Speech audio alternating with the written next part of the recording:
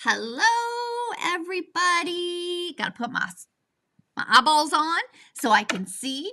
I hope everybody had a fabulous holiday weekend if you're here in the States. And hello, Janet. Hello, Marlene. How are you? I hope you guys are doing good. I see there's some more people on, so just drop it over into the comments where you're joining us from. So first off, I'd like to say it has been, 22 years since September 11th. So my heart and goes out to everybody. Just thinking about that, like I know exactly where I was and what I was doing when it happened. So I always hate this day every year. Anyway, hi Joanne, how are you? Those of you that know me know that I am a complete feathers girl. I am obsessed. It's the one thing that I wanted to learn how to do since day one. So, what I wanted to show you guys today is that I have kind of like two secrets. They're not really secrets, but I'm going to share them with you that I want you guys to keep in mind when you're doing feathers. Now, I'm specifically talking about heirloom feathers. Hi, Carol, how are you? Specifically talking about heirloom feathers, those hump and bump ones, right? So there's two things. This is gonna be a short, simple Facebook Live, so I'm not gonna keep you long. Hi, Debbie. Again, two secrets to the feathers. Give me a thumbs up if you are ready, because I know I am. Okay, let me switch. Let's cross our fingers and hope my tech is working. Cross our fingers. Okay, so I'm going to show you the two secrets. Okay, so here, if you've got your spine, right, and you're doing the hump and bump feathers, or bump back, right? One of the most important things is this angle. Okay, you want to think about splitting that angle in half as you come up and out. Now, this is the bump back part, and then you're going to split that in half, right? You're going to come out and down. So think about that angle and think about splitting that angle in half when you're doing your feathers. Now, give me a thumbs up if sometimes your feathers end up looking like this.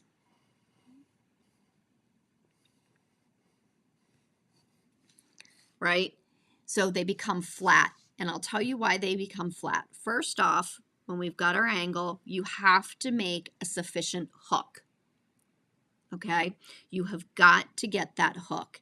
And then when you bounce back, you have got to kind of bounce out again and come down, right? So you're going to hook it and bounce out. So what I like to tell everybody is you need to have cleavage in between your feathers, or they start looking flattish, right? And we don't want flat, okay? We want to have nice cleavage in between, okay? So again, the first feather, and everybody says, like, I always start with that partial feather, especially if I'm going to come back up and meet that feather, right? Because then it makes it easy. So I just come up and then I close it up like that. So that first feather is the one that always sets you up for success. So if you come out very flat, when you come up to meet it, it's not quite as attractive. So you want to make sure that you get that angle out. Cut it in half coming down, cut it in half going up, getting that hook. So those are my two secrets, okay? Secret number one is that angle, making sure that you cut that angle in half so that you maintain that nice beautiful, flowing feather. You don't want to come in shallow. If you come in shallow, they're going to start looking very flat. All right, so that's the first one. The second one is you want your feathers to have cleavage, right? So that means you've got to get that hook. And I always think, get that hook. This should be pointing towards your spine. Okay, so you want that towards your spine. And then when you backtrack, you want to always make sure that you bounce out to backtrack. Okay, so those are my 2 secrets for feathers. So if you guys have questions or anything about them, drop them into the comments. I'm just going to blather on here for a few more minutes. If you found that helpful, please, please, please let me know, because again, like these were the one thing that I wanted to master when I first started quilting. And it took me a while, but after pages and pages and pages of drawing, I actually, feel like I've got these. I like doing these feathers versus the regular long arm feathers because I'm able to actually mold these into different shapes. Okay, so that's what's so fun for me. I can't really do that with the long arm feather. So this is my feather of choice. And Debbie, you're absolutely right. That first feather is the hardest.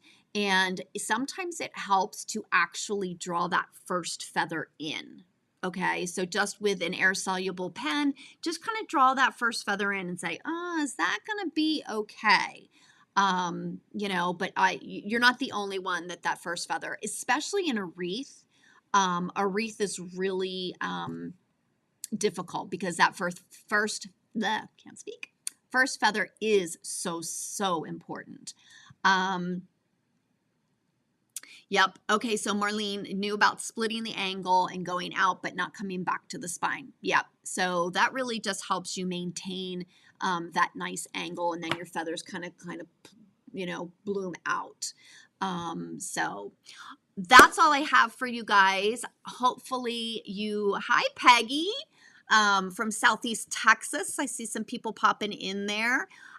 So that's all I've got for you today. So just remember those 2 things. It's the angle and the cleavage. You need those 2 things. And if you have any other questions, just drop them in the comments. If you're watching this on replay, again, just drop it into the comments. Next month in Quilters Groove Tribe, that is going to be a whole class on these feathers. So if you're interested, you can go to lisahkaye.com right there and just click on Tribe and sign up for that. So again, we've had 23 different classes added to our resource library and about 120 design videos that you have access to as soon as you join. So if you're interested, again, lisahkaye.com, and I will see everybody later. Have a great day.